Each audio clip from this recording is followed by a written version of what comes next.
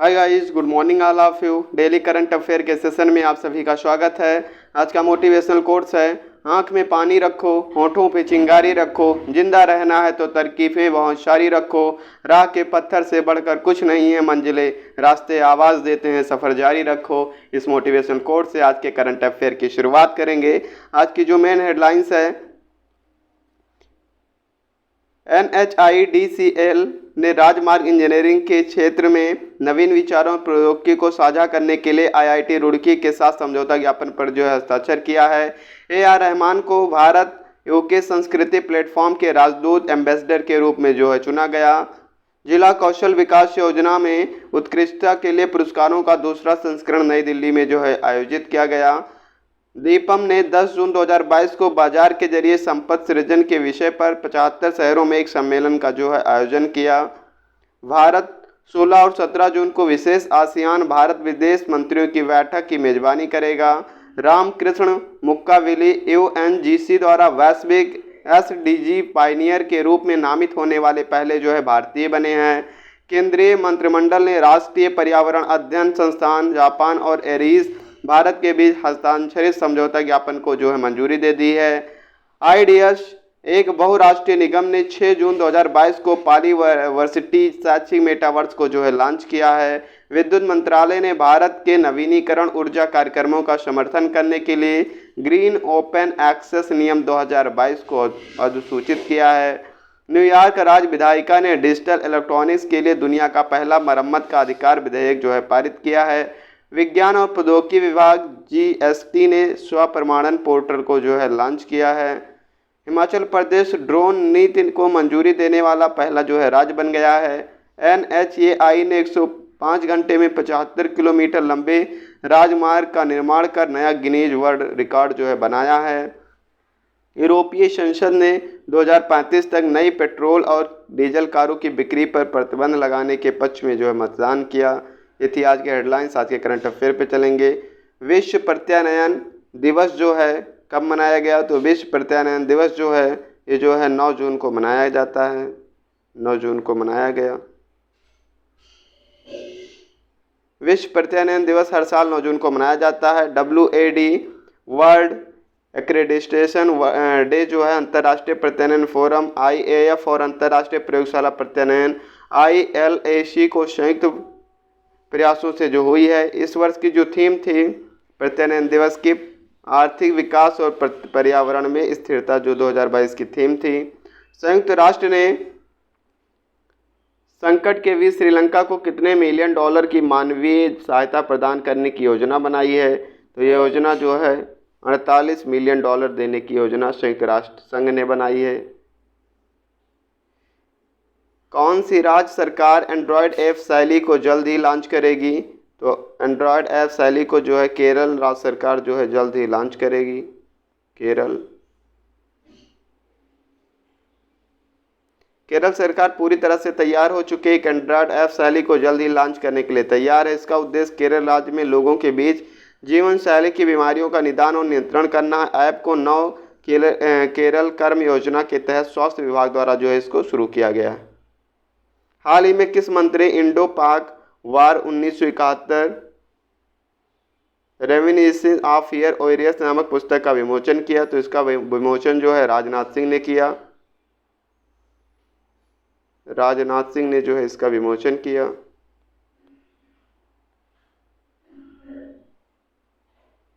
Next current affair पे चलेंगे। हाल ही में कौन आयरमैन ट्रायथलॉन को पूरा करने वाले पहले भारतीय रेलवे अधिकारी बन गए हैं? तो ये श्रेष्ठ होसूर ये बन गए हैं पहले रेलवे अधिकारी। अमित शाह ने कहां पर राष्ट्रीय जनजातीय अनुसंधान संस्थान का उद्घाटन किया? तो अमित शाह ने इसका उद्घाटन है वो नई दिल्ली में किया है।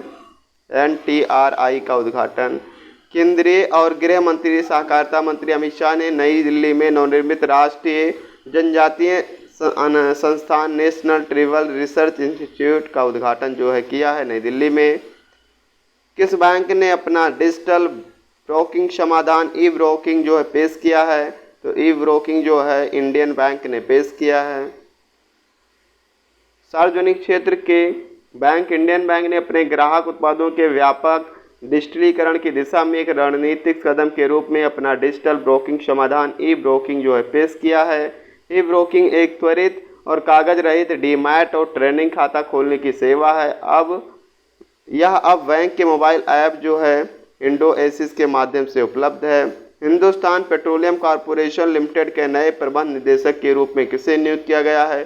तो पुष्प कुमार जोशी जी को जो है हिंदुस्तान पेट्रोलियम कॉरपोरेशन के नए प्रबंध निदेशक के रूप में नियुक्त किया गया है। पुष्प कुमार जोशी जिन्होंने हाल ही में पेट्रोलियम कॉरपोरेशन लिमिटेड के अंतरिम अध्यक्ष और प्रबंध निदेशक के रूप में पदभार संभाला है। इससे पहले डॉक्टर जोशी 1 अगस्त 2012 से निगम के निदेशक मानव संसाधन थे। हाल ही में किसके द्वारा SMB साथी उत्सव पहल को जो है लॉन्च किया गया? तो इसको लॉन्च किया गया व्हाट्सएप के द्वारा।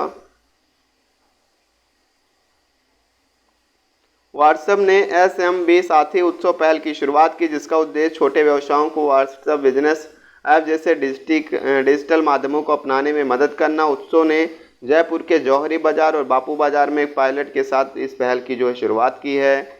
किस महिला क्रिकेटर ने अंतर्राष्ट्रीय क्रिकेट के सभी प्रारूपों से संन्यास लेने की घोषणा की है? तो मिताली राज ने क्या किया है? सभी प्रारूपों से संन्यास लेने की घोषणा की है। जोधपुर राजस्थान की रहने वाली भारतीय महिला क्रिकेट टीम की कप्तान मिताली राज ने अंतर्राष्ट्रीय क्रिकेट के सभी प्रारूपों से संन्यास लेने की घोषणा की। इससे पहले 2019 में उन्होंने T20 अंतर्राष्ट्रीय से संन्यास लिया, लेकिन एक दिवसीय अंतर्राष्ट्रीय ODI और टेस्ट क्रिकेट खेलना जारी रखा, जो कि अभी हाल ही में इन्होंने सभी प्रारूपों से संन्यास लेने की घोषणा की है। मेघालय सरकार ने जून 2022 में किस शहर में अपना पहला राज्य महिला सम्मेलन आयोजित किया? तो मेघालय सरकार ने इसको जो शिलांग में अपना पहला राज्य महिला सम्मेलन जो है आयोजित किया। मेघालय में समर्थन और जश्न विषय पर पहला राज्य महिला सम्मेलन 8 जून 2022 को राज्य सम्मेलन केंद्र शिलांग में जो आयोजित किया गया था। सम्मेलन का उद्घाटन जो है मेघालय के मुख्यमंत्री कोनराड के संगमा ने किया है। इस आयोजन का उद्देश्य महिलाओं का जश्न मनाना, महिलाओं के लिए एक अस्थायी और सक्षम वातावरण बनाने की दिशा में संवाद उत्पन्न करना है। नेक्स्ट करंट अफेयर पे चलेंगे। मेटावर्स में अपना कार्यालय स्थान रखने वाला दुनिया का पहला मान्यता निकाय कौन सा बन गया है? तो अखिल भारतीय तकनीकी शिक्षा और परिषद जो है AICTE जो है ये बन गया है। अखिल भारतीय तकनीकी शिक्षा परिषद 6 जून 2022 को मेटावर्स ने अपना स्वयं कार्यालय रखने वाला दुनिया का पहला मान्यता निकाय बन गया है।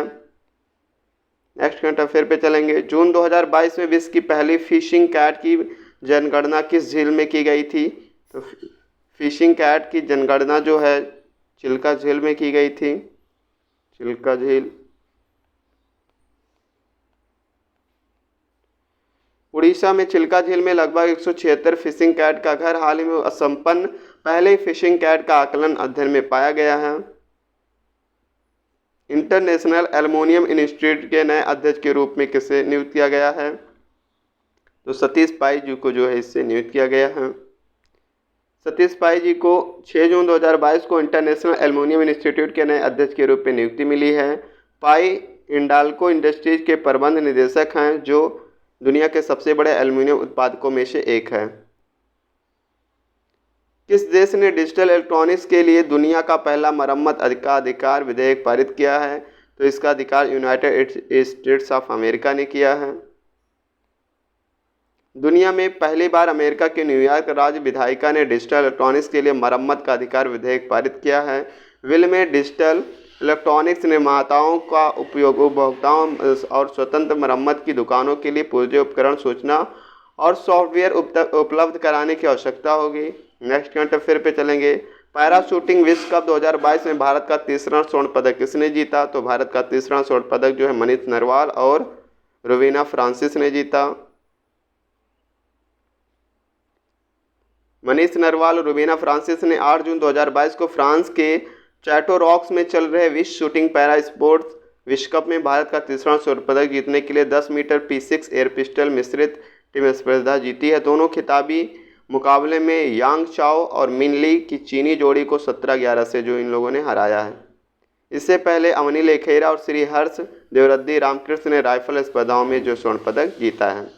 राष्ट्रीय वायु खेल नीति निम्नलिखित में से किस मंत्रालय द्वारा शुरू की गई है? तो राष्ट्रीय वायु खेल नीति जो है नगर विमानन मंत्रालय के द्वारा जो है इसकी शुरुआत की गई है। 2030 तक भारत को शीर्ष हवाई खेल राष्ट्रों में से एक बनाने की दिशा में एक कदम उठाते हुए केंद्रीय नागरिक उड्डयन मंत्रालय ने 8 जून 2022 में देश की पहली राष्ट्रीय हवाई खेल नीति की घोषणा की है। फोर्ब्स की रियल टाइम बिलियंस लिस्ट के अनुसार दुनिया के सबसे अमीर व्यक्तियों की सूची में दुनिया के 10 शीर्ष सबसे अमीर व्यक्तियों की सूची में मुकेश अंबानी का जो स्थान है 6वां स्थान है। मुकेश अंबानी जो 6वें स्थान पे हैं विश्व में सबसे अमीर व्यक्तियों में से। फोर्ब्स की रियल टाइम अरबपतियों की सूची के अनुसार दुनिया के भर के सबसे अमीर व्यक्तियों की विशेषता मुकेश अंबानी 6वें स्थान पर है, जबकि 7वें स्थान पर गौतम अडानी जी हैं। फोर्ब्स के रियल के अनुसार मुकेश अंबानी की कुल संपत्ति जो है 103.1 अरब डॉलर जो है कुल संपत्ति है। संयुक्त राष्ट्र द्वारा श्रीलंका को 4 महीने की अवधि में मानवीय सहायता के रूप में दी जाने वाली राशि कितनी है? तो श्रीलंका को 48 बिलियन डॉलर जो है मिलियन डॉलर देने की राशि है। नई दिल्ली में राष्ट्रीय जनजातीय अनुसंधान संस्थान के नए भवन का उद्घाटन किसने किया? तो नए भवन का उद्घाटन है जो अमित शाह जी ने किया। केंद्रीय गृह और सहकारिता मंत्री ने जून 2022 में नई दिल्ली में राष्ट्रीय जनजातीय अनुसंधान संस्थान के नए भवन का जो उद्घाटन किया।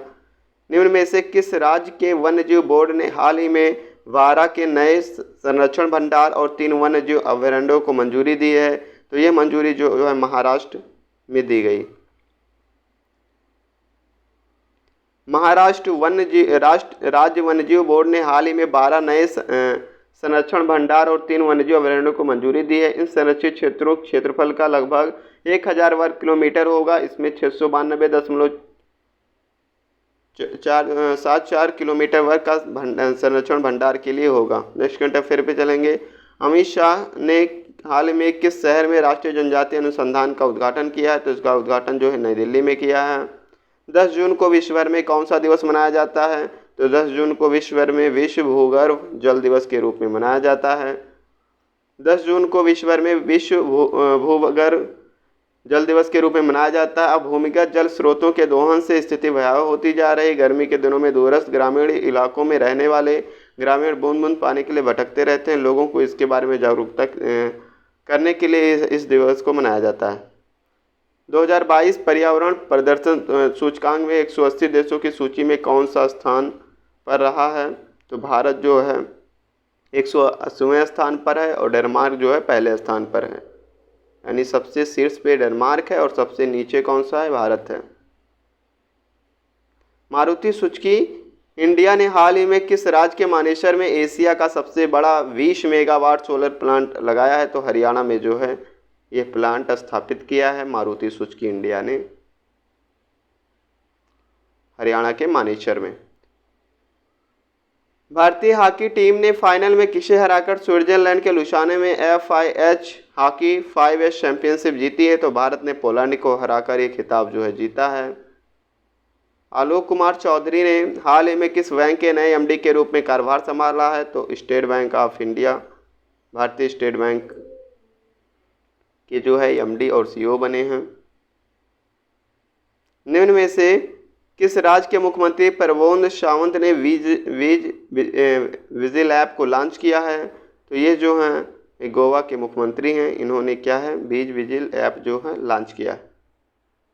निम्न में से किस देश में हाल ही में खान कॉन्वेस्ट 2022 का अभ्यास शुरू हुआ? तो ये जो है मंगोलिया में जो है इसकी शुरुआत हुई है। मंगोलिया में हाल ही में मंगोलिया में 14 दिवसीय खान क्वेस्ट 2022 अभ्यास शुरू किया गया। इस अभ्यास में भारत सहित 16 देशों के सैन्य दल शामिल हैं। इसका उद्देश्य इंटर ऑपरेबिलिटी को बढ़ावा, सैन्य संबंधों के लिए सैन्य निर्माण, सैन्य तैयारी और भाग लेने वाले देशों के बीच शांति समर्थन और अभियान विकसित करना है। हिंदू कैलेंडर तिथि के आधार पर इस वर्ष महाराणा प्रताप की जयंती किस दिनांक को मनाई गई? तो 2 जून को जो है महाराणा प्रताप की जयंती मनाई गई। हर घर दस्तक 2.0 अभियान के पहले चरण को कब शुरू किया गया था? इसके पहले चरण को जो है नवंबर 2021 में शुरू किया गया था।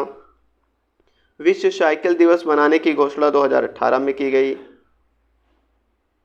हाल ही में पीएम मोदी ने किस राज्य में गरीब कल्याण सम्मेलन को संबोधित किया? तो हिमाचल प्रदेश में जो है इसको संबोधित किया। नेक्स्ट करंट अफेयर पे चलेंगे। हाल ही में किस राज्य केंद्र शासित प्रदेश सरकार ने ACV 14400 ऐप लॉन्च किया? तो आंध्र प्रदेश के मुख्यमंत्री ने इसको जो है लॉन्च किया। विश्व मातृ दिवस जो 1 जून को मनाया गया।